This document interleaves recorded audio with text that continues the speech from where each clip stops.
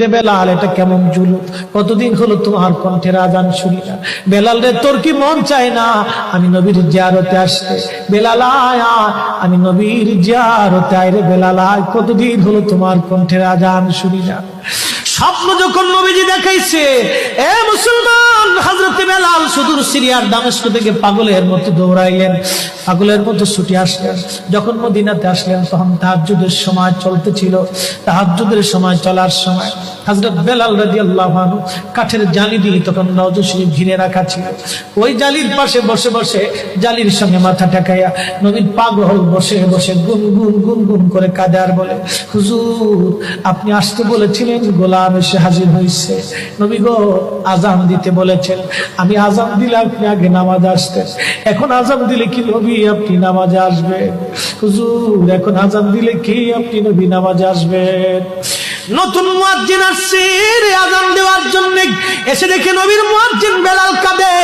ডাক দেখে মদিনাবাসী, শুনছো নবীর মুয়াজ্জিন ফিরে এসেছে, বেলাল আসছে, বেলাল ফিরে আসছে। এই কথা শোনার পরে সব সাহাবী ঘর থেকে বের হয়ে দৌড়ায় এসে দেখে বেলাল কাঁদে। সাহাবীরা বলে, বেলাল আজান দাও, কতদিন হলো তোমার কণ্ঠের আজান শুনি না। বেলাল আজান দাও, কতদিন হলো আজান শুনি না রে বেলাল। বেলাল বলে, সাহাবীরা রে, আমি আজান দিলে কি নবী নামাজ আসবে বলো?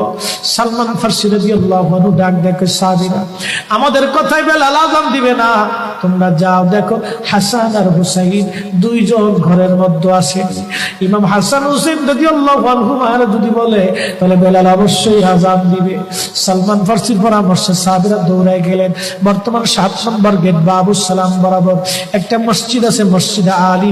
এটাই ছিল হযরত ফাতেমা রাদিয়াল্লাহু আনহার বাড়ি। এই বাড়িতে দৌড়ে যাওয়ার পরে ইমাম হাসান হুসাইন রাদিয়াল্লাহু আনহুমা দুইজনকে নিয়ে আসা হলো। দুইজনকে নিয়ে আসার পরে হযরত ইমাম হাসানকে দেখতে আমার নবীর মতো দেখা যাইতো, চেহারাটা রাসূল করিমের চেহারার মতো ছিল। নাতি দৌহিত্র নানার চেহারা পেয়েছিলেন, ইমাম হুসাইন ও নানার সুরত পেয়েছিলেন। দুই ভাই নানার সুরত পেয়েছিলেন।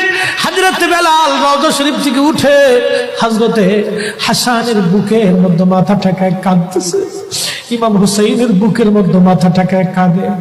হযরত ইমাম হাসান ডাক দেখে, নানার মুয়াজ্জিন, কতদিন হলো তোমার কণ্ঠে আজান শুনি না। যে কণ্ঠ দিয়ে নানার আজান শুনাইতা, যাও গো ওই কণ্ঠ দিয়ে আমাদেরকে আজান শোনাইয়া যাও। যখন হযরতে বেলাল ইমাম হাসান এই কথা বললেন, হযরতে বেলাল দৌড়ায় গেলেন। যেই বনু নাজ্জার গোত্রের মহিলা সাহাবীর ছাদের উপরে দাঁড়ায় বেলাল আজান দিত। আবু দাউদের 519 নম্বর হাদিসের মধ্যে আসছে, প্রত্যেক ফজরের নামাজের শুভেচ্ছা আদিকের আগে বেলাল দাঁড়াইতেন।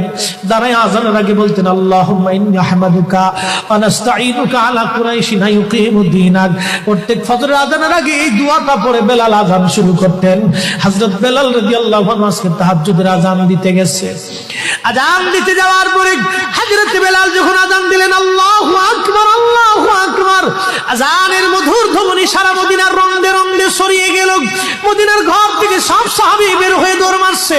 আবার যখন বলেন আল্লাহু আকবার, আল্লাহু আকবার, সব সাহাবী, মহিলা, বৃদ্ধ, বনিতা ঘর থেকে বের হয়ে দৌড় মারছে।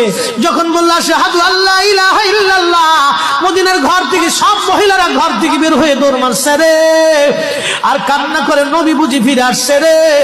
আবার যখন বলেন আশহাদু আল্লা ইলাহা ইল্লাল্লাহ, তখন মদিনার মানুষ কান্না করতেছিল, গুন গুন গুন গুন করে কান্না করে।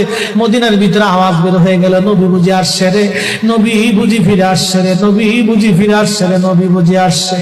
হযরত বেলাল যখন বলেন আশহাদু আন্না মুহাম্মাদুর রাসূলুল্লাহ, মদিনার মাটিগুলি থরথর থরথর করে কেঁপে উঠছে রে। মদিনার মানুষের কান্না বেড়ে গেল। হযরত বেলাল অজ্ঞান হয়ে জমিনের মধ্যে পড়ে গেলেন, তিনি বেহুশ।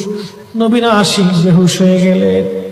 বেলালের মতো আশিক যদি আমরা হইতাম, এ দুনিয়ায় নবীর দেখা পাইতাম, এ দুনিয়ায় নবীর দেখা পাইতাম।